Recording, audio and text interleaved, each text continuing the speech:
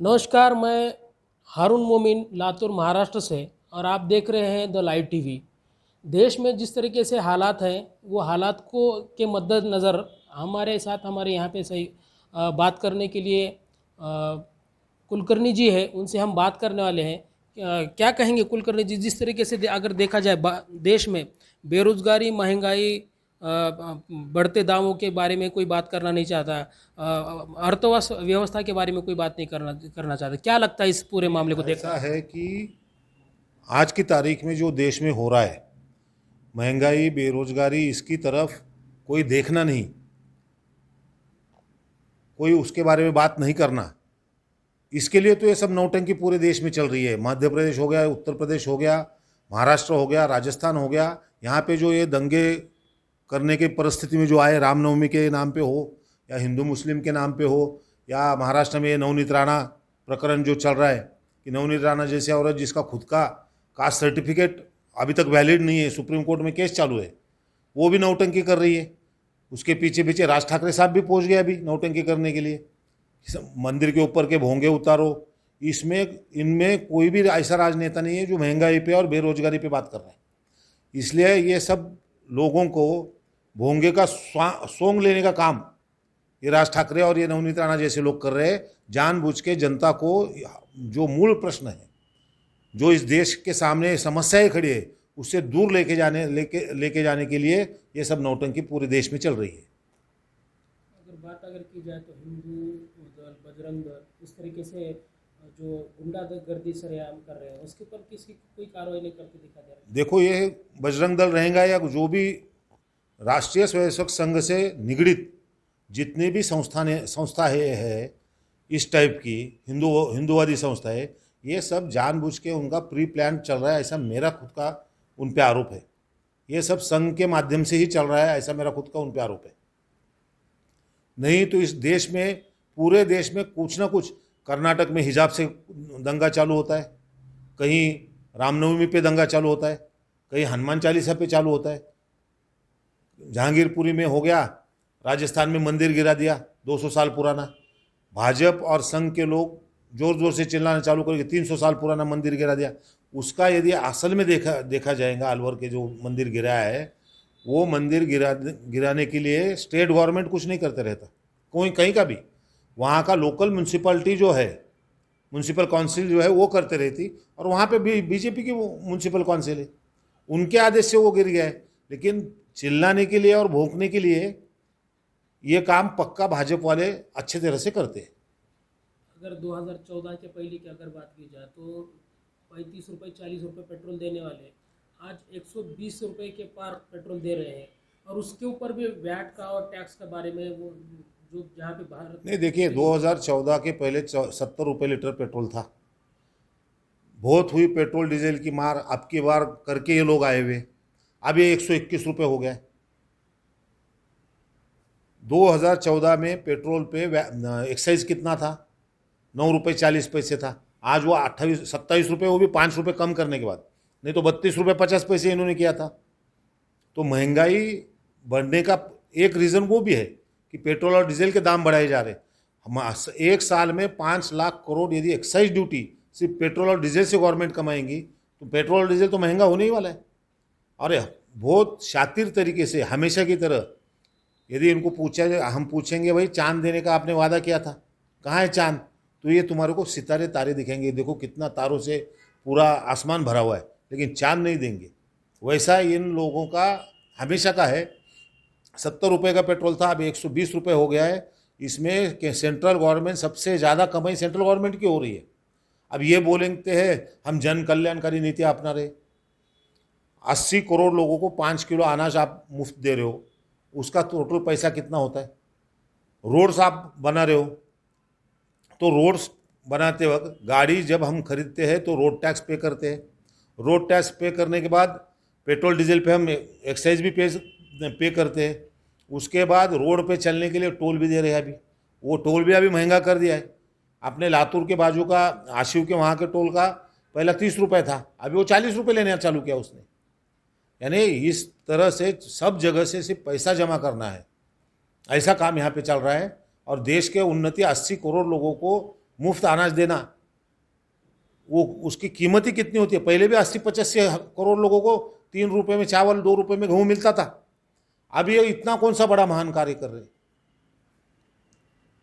बोलते हैं कि हम किसानों को सब्सिडी देते हैं, 2,000 रुपये कुछ देते हैं, 3 महीने को 6,000 या 8,000 रुपये साल का। उसमें भी कितना पैसा खर्च होता है। इतना पैसा आप कलेक्ट करते हो, मुफ्त वैक्सीन दिया, कितने करोड़ लगे, ये पहले बताना चाहिए उन्होंने कि हमारा वैक्सीन में इतना हज़ार करोड़ रुपए खर्चा हो गया, हम उन किसानों को एक साल में इतने हज़ार करोड़ रुपए हमने दिए। उसके बाद इन्होंने बात करनी चाहिए। तुम कारपोरेट टैक्स कम क्यों करते हो भाई? 1,75,000 करोड़ सालाना टैक्स इन्होंने कम किया। वो टैक्स की वसूली जो इनके कारपोरेट टैक्स जो इन्होंने कम किया, उसकी वसूली हमारे से चल रही है, फिर पेट्रोल के माध्यम से, पेट्रोल डीजल के माध्यम से। हर चीज़ आज महंगी हो रही है। महंगाई के बारे में कोई भी भाजपा नेता या आदरणीय मोहन भागवत जी ने बात करनी चाहिए। उनके ही चट्टे बट्टे बैठे हुए ना प्रधानमंत्री और मंत्री पदों पे। आदरणीय मोहन भागवत जी ने देश हित में बोलना चाहिए कि महंगाई बहुत बढ़ रही है, पेट्रोल डीजल के भाव कम करो। ये ऐसा होता नहीं है। आदरणीय मोहन भागवत जी फिर बोलते हैं कि अखंड क्या, कोई तो राष्ट्र बनाएंगे, हिंदू राष्ट्र बनाएंगे। उसके अब 8 दिन के बाद कोई साध्वी उठ के बोलती है कि 2 बच्चे क्यों पैदा करने, 4 बच्चे पैदा करो, 2 बच्चे संघ को दे दो। यानी इसका मतलब मुझे एक ही पूछना है वो साध्वी जी से, आपकी शादी हुई है क्या? आपके कुछ बच्चे हैं क्या?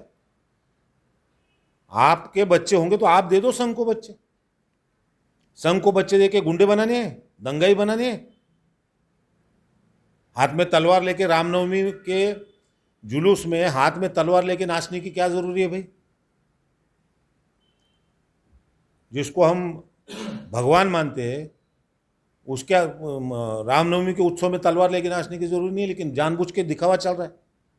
मुस्लिमों को डराने की सब ये साजिश है। 2014 में जब मोदी जी पंतप्रधान बने तो मैं उसी वक्त बोल दिया था हमारे मुस्लिम दोस्तों को, अब तुम्हारी खैर नहीं है।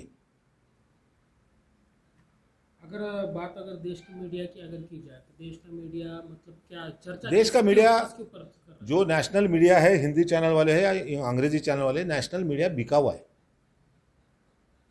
केंद्र शासन को ये मीडिया बिका हुआ है। उनको जिंदगी में अभी तक जितने एडवर्टाइज नहीं मिले, ये मोदी गवर्नमेंट उनको एडवर्टाइज दे रहा है। और उसकी वजह से वो मोदी जो बोलेगा वही वो लोग बोलते हैं। देश के सवाल कोई भी मीडिया पे आप जाके देखो, न्यूज़ में देखो, कोई भी देश का सवाल ये मीडिया उठाती नहीं है। हिंदू मुसलमान, हिंदुस्तान पाकिस्तान, चाइना, अभी बीच में यूक्रेन वार चालू हो गया तो यूक्रेन रशिया भी नहीं, यही चालू हो गए थे। बोल तो रशिया के प्रेसिडेंट पुतिन को मालूम नहीं था कि वो क्या करने वाला है, जो इनको मालूम था 2 दिन पहले कि अभी पुतिन ये करेगा। इतना तो आगे ये मीडिया गया है। इनकी हालत ये मीडिया की बिकी हुई मीडिया है। इंडस्ट्रियलिस्ट जो है वही लोग इनके मालिक है। वो भी एक लिंक है। 1,75,000 करोड़ रुपए माफ हो जाते हैं और मीडिया भी उनकी मालिकाना हक में। ये मीडिया रहा ही नहीं अभी। ये बीजेपी और संघ की प्रोपोगंडा सिस्टम चलाने वाले लोग हैं ये। जिस तरीके से अगर बात की जाए तो हिंदू महासभा अभी कुछ सभाएं वगैरह हो रही है, तो सभा के जरिए महात्मा गांधी को तो गालियाँ दी जाती है, मुसलमानों को बलात्कार करने का इस तरीके से महंत वगैरह कहते हैं। क्या इसके बारे में? ये संत महंत कैसे हो सकते हैं? जो संत महंत बोलते हैं कि मार दो, काट दो, महिलाओं पे बलात्कार करो, ये संत महंत नहीं है, ये भंपक लोग हैं, ये भोंदू लोग हैं, ये भोंदू बाबा है। और ये सब संघ के और भाजपा के लोग हैं। झूठी बातें बोल के अपने जवान बच्चों को भड़काना और उनको दंगाई बनाने का एक अच्छा सिस्टम इन्होंने चालू किया है, ताकि जवान रोजगार ना मांगे, नौकरी ना मांगे, यही काम करते घूमे। देश बर्बादी की तरफ जा रहा है। कश्मीर फाइल्स हुआ, गुजरात फाइल्स हुआ, इस तरीके से पिक्चर्स वगैरह रिलीज की जा रही है और ये सब ये प्रोपेगेंडा सिस्टम का ही है। कश्मीर फाइल्स तुम 30 साल के बाद पिक्चर बना रहे हो, उसमें आदरणीय मोहन भागवत जी बोलते हर एक ने वो पिक्चर देखना चाहिए, वो उसका प्रमोशन कर रहे। देश का प्रधानमंत्री बोलता है कि आप वो पिक्चर देखो। उसके चंद दिन पहले 83 नाम की पिक्चर आई थी जो मैंने देखी है। 83 पिक्चर देखने के लिए कहना चाहिए था एक्चुअली प्रधानमंत्री जी ने और आदरणीय मोहन भागवत जी ने, कि देश क्या रहता है, देश की टीम क्या रहती है, वो कैसे एक साथ काम करते हैं, इस हिसाब से सोचना चाहिए था। लेकिन अभी वो हिंदू के आगे कुछ सोचते नहीं है ना। और ये खुद को बोलते हैं, ये 20 करोड़ मुसलमान इस देश में है, सिर्फ 20 करोड़, और 100 करोड़ हिंदू खतरे में आ गया अभी इस देश में 2014 के बाद। ये कैसे क्या हो सब पॉसिबल है? ये खुद मुंह से बोलते हैं 700 साल मुस्लिम शासन अपने देश पे था, उसके बाद 200 साल अंग्रेज अपने देश में थे, फिर भी अपने देश में 100 करोड़ से ऊपर हिंदू है। तुम जब नहीं थे तभी भी हिंदू थे, तुम जब है तभी भी हिंदू है, तुम जब नहीं रहोगे तभी भी हिंदू रहने वाला है, हिंदू खत्म नहीं होने वाला। ये बात जनता के सामने अलग तरीके से परोस के जनता को भड़काने का काम ये लोग करते हैं। अब आप खुद एक हिंदू है, क्या लगता है आपको कि सच में हिंदू खतरे में है? काय का हिंदू खतरे में भाई? जो लोग सोचते हैं हिंदू खतरे में है, वो जो हिंदू है वो सब गांडू हिंदू है। ऐसा मैं सीधा बोलने वाला आदमी हूँ। जो बोलते हैं हिंदू खतरे में है, वो हिंदू गांडू है। हिंदू खतरे में नहीं है, ना मुसलमान खतरे में है। यदि सब मिलके रहेंगे तो सभी साथ में रहेंगे। अभी कुछ दिनों पहले जो उत्तर प्रदेश में टेनी मिश्रा जो मंत्री के बेटे हैं, उन्होंने कार से कुचलकर किसानों की हत्या की थी। तो उन्होंने वहाँ पे वहाँ की जो न्यायालय है, उच्च न्यायालय उस सरकार में, तो वहाँ पे उन्होंने 4 महीने में जामीन किया। उसके बाद फिर से सुप्रीम कोर्ट ने वो जामीन खारिज किया। मतलब कुछ ना कुछ दबाव है। कैसा है कि कोर्ट तथ्यों पे चलता है, जो सामने पुरावे आते हैं, जो सामने प्रूफ्स आएंगे, उसके ऊपर कोर्ट डिसीजन देता है। हाई कोर्ट के सामने इन्होंने पेश किया, हो सकता है सरकारी दबाव भी रहेगा, उनकी पोस्टिंग ही सरकार करता है। हाई कोर्ट की भी पोस्टिंग सरकारी करता है, सुप्रीम कोर्ट की भी पोस्टिंग सरकारी करता है। और सरकार ने जब ये दिखा दिया है, एक रिटायर्ड सुप्रीम कोर्ट जज को उन्होंने राज्यसभा का एमपी बना दिया, और वो जो जज एमपी बना है, उसके कार्यकाल में जो जो उन्होंने डिसीजंस दिए सेंट्रल गवर्नमेंट के बारे में, वो भी आप पढ़ लो, सभी समझ जाएगा कैसा चलता है ये खेल। ये सब एक हाथ में सत्ता लेके जाने का षड्यंत्र है। हम फेडरलिस्ट कंट्री है, हर राज्य को अधिकार है, सब राज्य एक मिलके फिर देश बना हुआ है। इन राज्यों के अधिकार कम करके उनके ऊपर बार बार, जो भाजपा शासित राज्य नहीं है, गैर भाजपा शासित राज्य है, उनके ऊपर बार बार एलिगेशंस लगा के, जैसे महाराष्ट्र में चल रहा है, उठे की ईडी वाले आ जाते, अपने लातूर में जैसे 5 स्टॉल है, वैसी ईडी की दुकानें हो गई, जैसे हो गया। परसों किसी एमपी ने बोला था, ये ईडी नहीं, ये बीड़ी की दुकान हो गई है बोल के। इस तरह से इन्होंने हालत करके रखे हुए। आज ये बोलते ईडी, जिन्होंने भ्रष्टाचार किया है उनके घर पे ही ईडी जा रही है, हमारे घर पे क्यों नहीं आती? ईडी के मालिक ही तुम बन के बैठो, तुम्हारे घर पे कैसे आएंगी ईडी? इस हिसाब से यदि देखा जाए तो ये ईडी का जो नाटकबाजी, मेरे एक दोस्त थे मुंबई में, उनको मैंने पूछा था कि ये ईडी की में इतने दिन क्यों अटकता है आदमी? तो ईडी का कोर्ट सेपरेट है, वहाँ पे एक कागज ये खड़ा कर देते हैं, 8 दिन 10 दिन बढ़ जाता है। ऐसे ये प्रोसेस चला के हैरेसमेंट करने का है, पॉलिटिकल लीडर्स की हैरेसमेंट करने का ये नाटक है। ईडी के जरिए वसूली भी की जा रही है ऐसा? नहीं, वो तो है ना, ईडी के जरिए वसूली भी हो जाती है, ऐसे भी हो जाता है ना। जैसे वो आर्यन खान का हुआ था, शाहरुख खान के बच्चे का, वो उस जहाज में था या नहीं था ये भी अभी तक किसी को पता नहीं है। लेकिन आर्यन खान के इसमें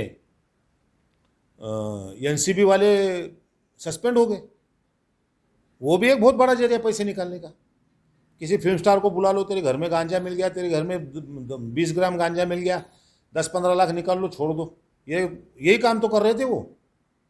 महाविकास आघाड़ी को अस्थिर करने के लिए ये सब कारनामे की जा रही देखो, ये तो मिर्ची उनको उसी दिन लगी जिस दिन उद्धव साहब मुख्यमंत्री बने। जिस दिन उद्धव साहब मुख्यमंत्री बने तब से इनको उनको ये महाराष्ट्र गवर्नमेंट पे राष्ट्रपति राजवट कैसे आए, प्रेसिडेंट रूल कैसा लगा जाए, इसकी इनकी प्लानिंग चालू है। ये ईडी के लोग भेजना, कहीं तो दंगा जानबूझ के होने की कोशिश करना, कभी सोमयापी पत्थर मारा बोल देना, कभी मनोज कंबोज बोल के कोई एक है, वो कौन है, कहाँ का आया हुआ है, महाराष्ट्रियन तो नहीं है वो बाहर का ही होगा, उत्तर प्रदेश यूपी बिहार का कहीं का। वो आके यहाँ भाजपा का नेता बनता है और वो बड़ी बड़ी बातें करना चालू हो जाता है, फिर उसके ज़रिए राष्ट्रपति राजवट लगाओ। ये भाजपा के फडणवीस, चंद्रकांत दादा पाटिल, आशीष शेलार, वो अतुल भातखळकर, ये सब क्या कर, एक ही बात बोलते, कुछ भी हो गया राष्ट्रपति राजवट लगाओ। इनको इतनी मिर्ची लगी हुई है यह सत्ता जाने की वजह से। मुंबई और दिल्ली दोनों बीजेपी के पास नहीं है, जो मुंबई बीजेपी के पास थी पहले, वो नहीं होने की वजह से जो इनको तकलीफ हो रही है उसकी वजह से ये सब चल रहा है। महाराष्ट्र में जो भी कुछ अशांतता फैल रही है उसका रीज़न सिर्फ भाजपा है। गैर भाजपा राज्यों में जानबूझ के ये होना और उसका ज़्यादा से ज़्यादा प्रोपोगंडा करना। ममता बनर्जी के खिलाफ भी इन्होंने यही किया था, लेकिन वो जीत के आ गई। महाराष्ट्र में इनको सीएम बनना था फडणवीस साहब को, नहीं बन सके, तो यही काम करते। अब ये फ़ोन टैपिंग पे वो रश्मि शुक्ला जी ने डाले थे, एकनाथ खड़से साहब का, हमारे संजय राउत साहब का, वो किसके आदेश पे डाले थे? सीएम कौन था तब? ये धीरे धीरे हो जाएगा, सब निकलेगा बाहर, क्योंकि महाराष्ट्र गवर्नमेंट अच्छा काम कर रही है। पिछले 2-3 सालों से उद्धव साहब पहले 5 सीएम में है, जो टॉप सीएम निकलते हुए, उसमें उद्धव साहब महाराष्ट्र ही है।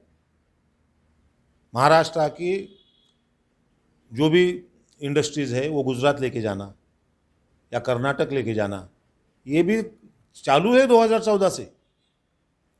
फिर भी महाराष्ट्र नंबर 1 पे ही है और यूपी सबसे आखिरी नंबर पे ही है। इन्होंने कुछ भी बुलडोजर कर लिए या चला लिए तो यूपी नीचे है, तो नीचे नीचे ही है, गुजरात भी नीचे ही है। बुलडोजर का अभी एक दौर चल रहा है। ये नहीं, ये प्रोपोगंडा सिस्टम है। बुलडोजर है कि उनका मानक है, प्रोपोगंडा चल रहा है ये कि बुलडोजर लगाएंगे, बुलडोजर लगाएंगे। कोई तो प्रोसीजर है, इस देश में कानून का राज है, तुम्हें नोटिस देनी चाहिए, नहीं देते। तुम्हारी सत्ता है तो तुम कुछ भी कर लोगे, ऐसा काम हो गया है। हाँ, जो लोग क्रिमिनल है और जो इलीगल कंस्ट्रक्शन है 100% आप चलाइए बुलडोजर, कौन रोक रहा है आपको? तो दिल्ली में खुद जहांगीरपुरी में भी जो इंटरव्यू दिखे उसमें वो दिल्ली म्यूनसिपल कारपोरेशन ने जो परमिशन दी थी वही लोग उसको गिरा रहे। ये सिर्फ दिखावा है, लोगों के दिल में डर पैदा करना। इनके फेसबुक और ट्विटर, इस पे ये अंधभक्तों के और ये भाजपा आरएसएस के लोगों के यदि आप ये पढ़ोगे चैट्स या उनके पोस्ट यदि पढ़ोगे तो उसमें ये सेंटेंस है, ये डर अच्छा लगता है। यही पैदा कर रहे हैं, ये डर पैदा कर रहे हैं जानबूझ के कि इस देश में अल्पसंख्यक डर के रहना, और डर के एक दबने की एक लिमिट रहती, उसके बाद जैसे स्प्रिंग निकल के आती है वैसा कुछ तो होना चाहिए इस देश में। ये इनकी मंशा है। हिंदू मुस्लिम बहुत बड़ा दंगा होना चाहिए, इनकी मंशा है। 2 दिन पहले देश के पंतप्रधान ने सभी राज्यों के मुख्यमंत्रियों से बात की और वैट कम करने के लिए ये कहा। देखिए, पंतप्रधान मोदी जी कभी खुद पे कोई जिम्मेदारी 8 साल में तो लिए हुआ मैंने नहीं देखा। जहाँ अच्छा हो जाते हैं वहाँ ये पहुँच जाते हैं, जहाँ बुरा होते हैं वहाँ मुंह नहीं खोलते। कोरोना में मुंह खोला? नहीं खोला।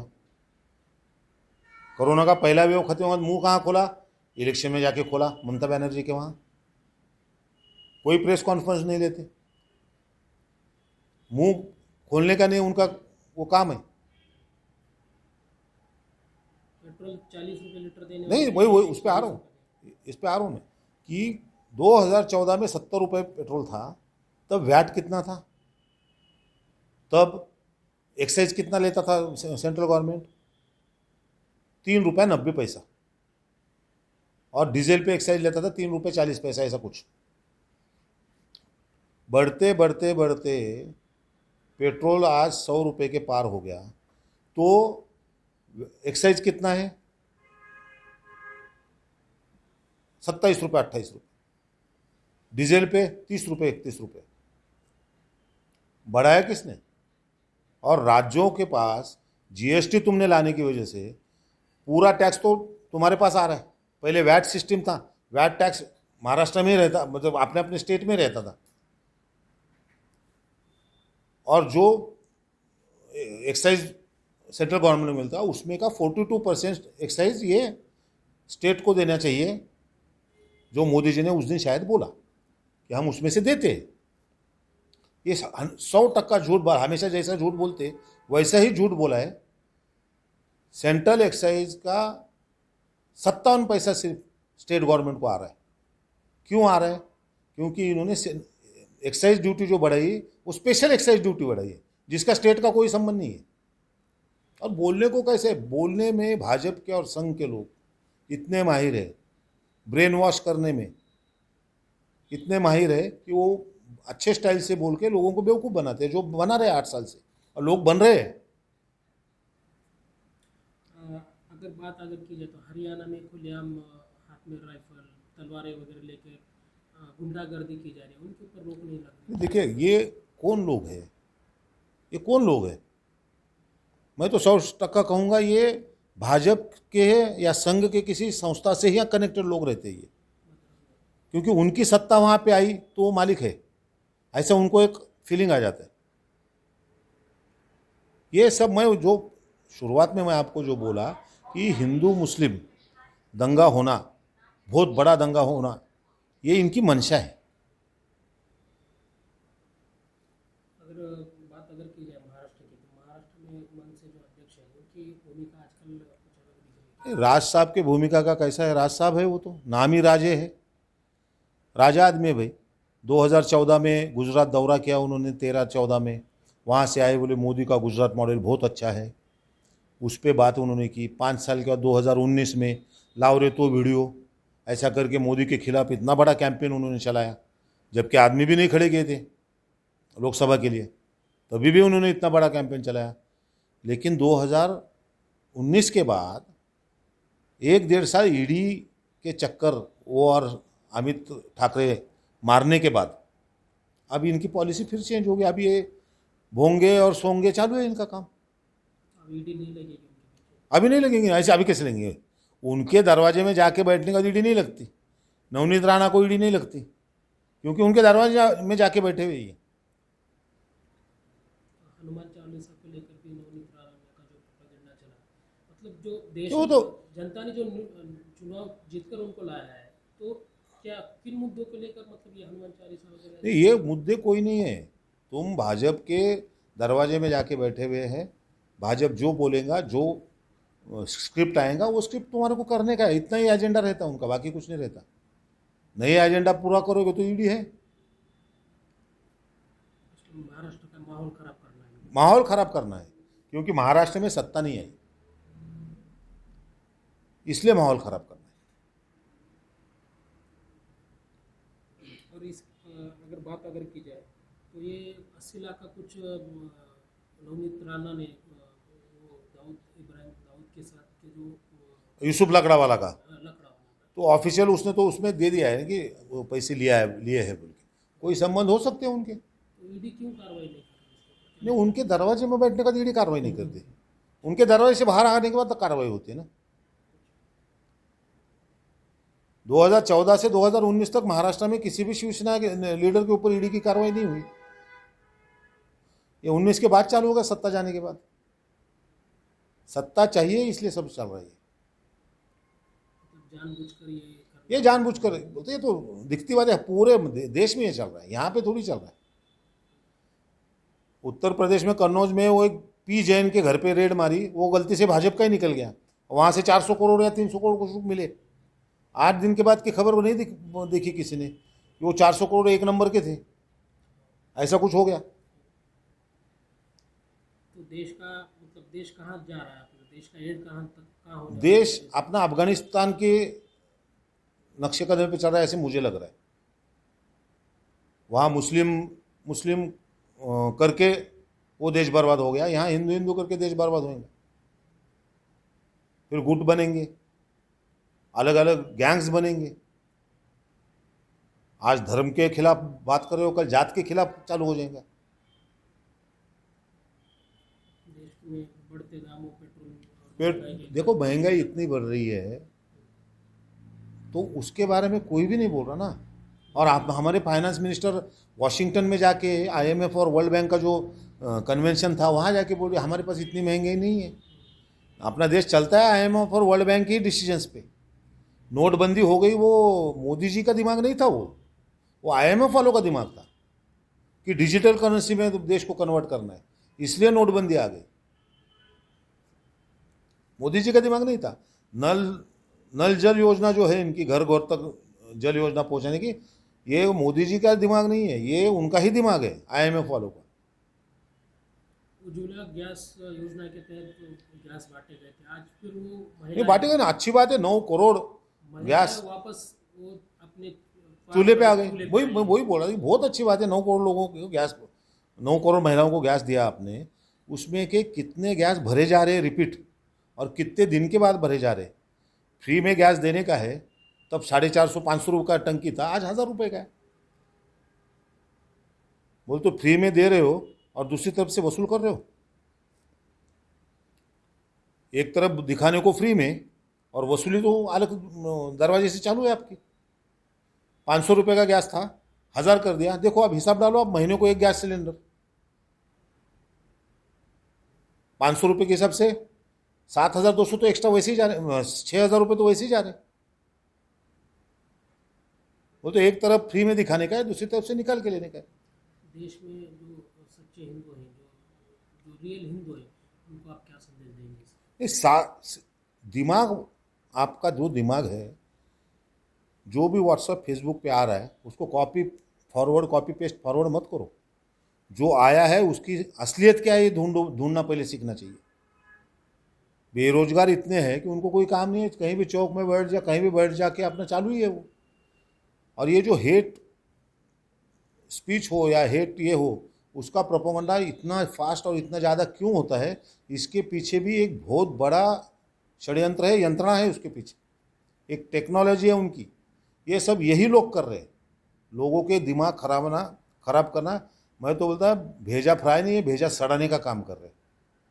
और इस देश के नौजवानों का यदि भेजे खराब हो गए तो आगे देश का क्या हाल होगा, ये तो ऊपर वाले के हाथ में। कुछ नौजवान ऐसे भी मिलते हैं जो कि बोलते हैं कि हमें 200 रुपये भी पेट्रोल अगर मिला तो हम खरीदेंगे। वो बहुत बुद्धिमान लोग है, वो बहुत बुद्धिमान लोग है वो। उसके बाप को पूछना चाहिए, उनको नहीं पूछना चाहिए। उसके बाप को पूछना चाहिए, भाई 200 रुपये पेट्रोल लिया तो चलेगा क्या? ये तो कमाते नहीं धमाते नहीं है ना, बाप के पैसे पे चल रहा है।